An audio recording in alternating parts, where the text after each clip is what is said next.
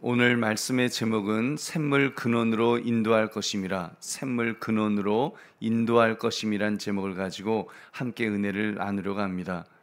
여러분, 우리 인생을 가만히 들여다보면 우리는 버려진 존재가 아닙니다.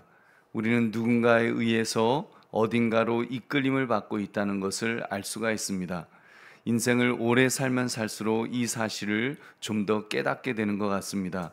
영안의 눈으로 보게 되니까 그렇게 나를 이끄시는 분은 하나님이시며 그가 나를 가장 선하게 이끄심을 깨닫게 되는 것입니다. 그는 나를 샘물 근원으로 인도하심에 틀림없습니다.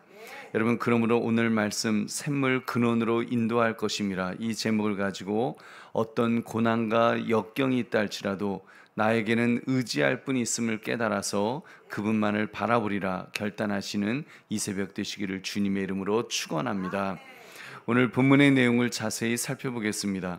지금까지 하나님께서는 이스라엘 백성의 간구에 응답해 주셨습니다. 그리고 그들 스스로가 잘못된 죄의 길을 선택했을 때도 그래도 도우셨고 약속한 땅을 기업으로 받게 하셨다는 사실입니다. 우리 8절의 말씀을 함께 읽겠습니다. 시작.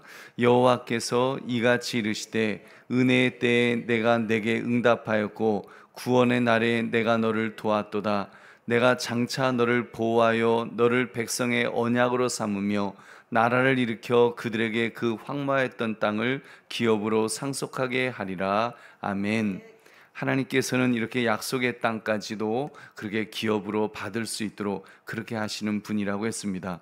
하나님께서는 그렇게 자신의 백성을 어디로 인도하겠다고 하셨습니까? 우리 10절을 함께 읽겠습니다. 시작. 그들이 줄이거나 목마르지 아니할 것이며 더위와 볕이 그들을 상하지 아니하리니 이는 그들을 긍휼히 여기는 이가 그들을 이끌되 샘물 근원으로 인도할 것임이라. 아멘. 하나님은 이스라엘 백성이 바벨론의 포로로 잡혀 어둠과 고통 속에 있을 때에도 하나님께서는 그들을 절대 놓지 않으신다는 것입니다.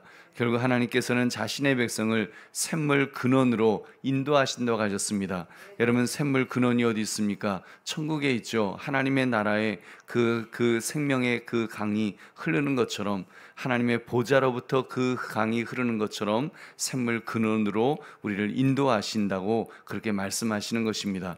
그렇습니다. 하나님은 아무리 줄이거나 목마르거나 더위와 볕이 따가울지라도 보호하시는 하나님이신 줄로 믿습니다. 샘물 근원으로 인도하시는 줄로 믿습니다. 그는 얼마나 좋으신 목자로서 정말 그 목숨까지 내어주시면서 그렇게 이끌어주시는 그런 좋은 목자이신 줄 믿으시기 바랍니다. 그렇기 때문에 하나님은 영광과 찬양을 받으셔야 됩니다. 하늘과 땅의 산들이 기뻐 즐거이 노래할 이유가 바로 이것입니다. 하나님은 그의 백성을 위로하시고 긍휼히 여기시고 구원하시기 때문인 줄로 믿습니다. 우리 13절의 말씀 같이 읽겠습니다. 시작. 하늘이여 노래하라, 땅이여 기뻐하라, 산들이여 즐거이 노래하라. 여호와께서 그의 백성을 위로하셨은즉 그의 고난당한 자를 긍휼히 여기실 것임이라. 아멘. 하나님께서는 자신이 택한 자녀를 절대 놓지 않으십니다. 그들을 향한 구원의 약속과 계획을 신실하고 완전하게 이루심으로 하나님은 하나님 되심을 증명하시는 줄로 믿습니다.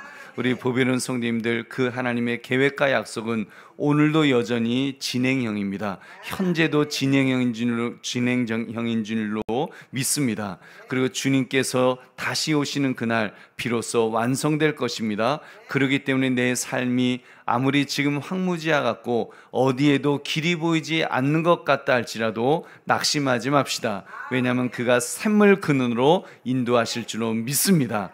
우리 보배로운 성도님들, 고난 중에 있는 백성에게 회복을 약속하시는 이 하나님을 볼 때 여러분은 무엇을 느낄 수가 있습니까?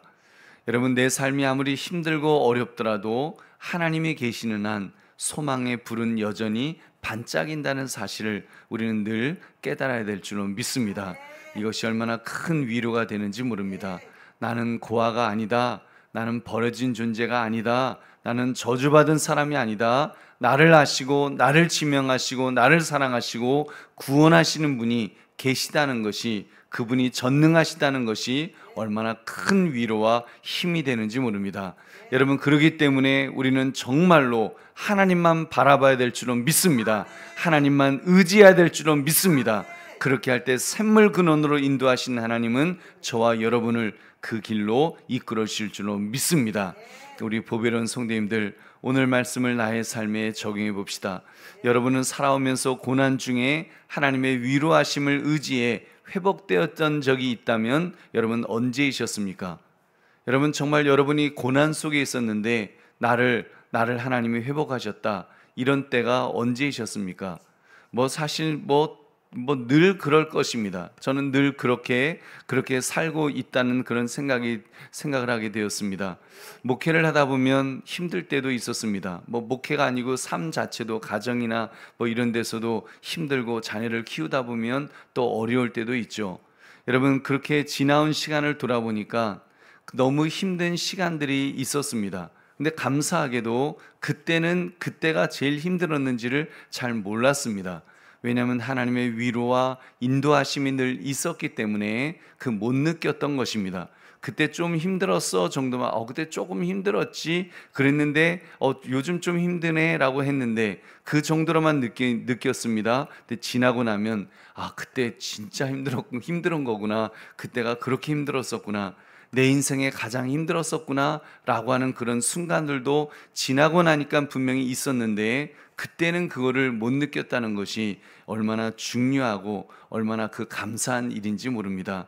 그래서 저는 발자국이란 이야기처럼 주님과 같이 걷던 발자국 2개가 하나로 줄어들었을 때, 그리고 그 하나가 된 그 시간이 가장 힘들었을 때이지만 주님의 등에 안겨 걸었던 시간이라는 것을 정말로 깨닫습니다.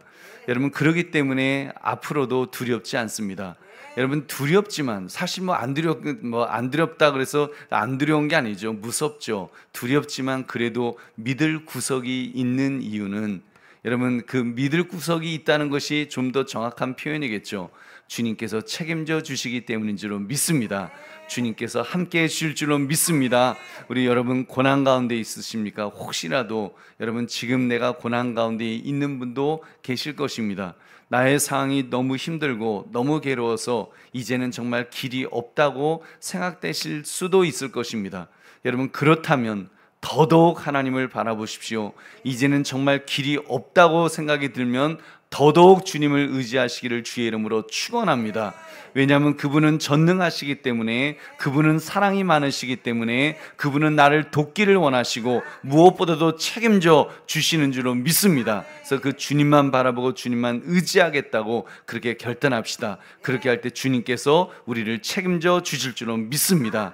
그러므로 샘물 근원으로 인도할 것임이라, 이 제목처럼 주님께서 나를 책임져 주실 것을 믿고 믿음으로 주님만 의지하시기를 주의 이름으로 축원합니다. 우리 함께 기도하겠습니다. 오늘 말씀